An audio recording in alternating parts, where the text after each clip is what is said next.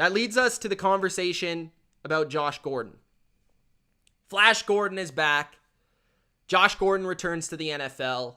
And like I said, the Chiefs really desperately need to find a third option in this passing game and in this offense to win the Super Bowl, because that is their goal, is to win the Super Bowl.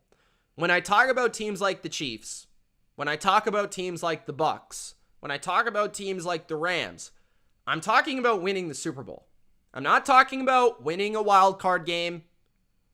I am talking about these teams as if they are trying to win the Super Bowl, guys. So this shifts the conversation. Now, Josh Gordon. I've always been a Josh Gordon fan. I've always supported Josh Gordon. Every time he's had an issue and come back to the NFL, I've wanted to see him succeed. Whether or not he can get his stuff together, that's an entirely different question. I'm not even going to get into that because I'm positive. I'm half full, not half empty.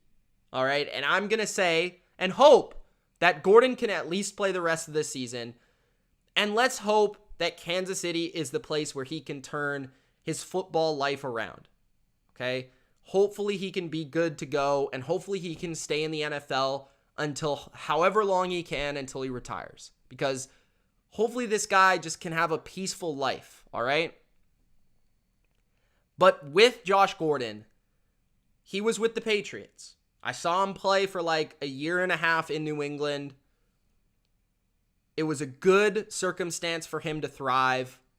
It didn't work out, mostly due to his off the field. On the field, he showed spurts of success. Now, he also went to Seattle with Russell Wilson, where he showed spurts of success.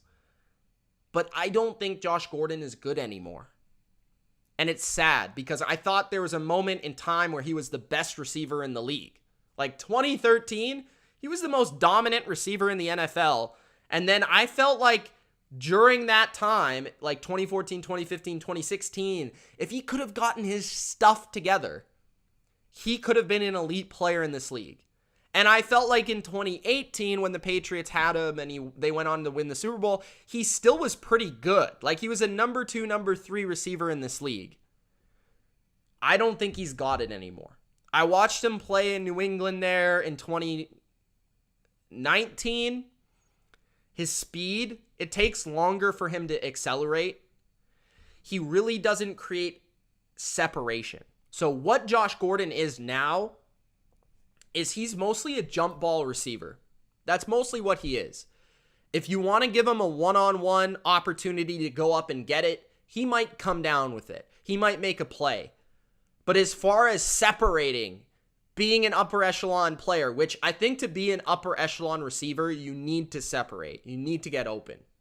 And the best receivers consistently get open, because to me, the best receivers command targets. Right? You don't have to force feed them targets. They command targets. Josh Gordon is somebody that you kind of have to throw it to him in his direction to see if he'll make a play at this moment. He's not the guy that he used to be where, boom, slant, he's open by 2 yards. You just throw it to him on the run, he's gone.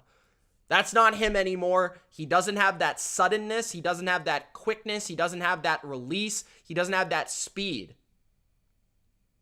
He's kind of like a physical, use his big frame, make a play on the ball type of guy now.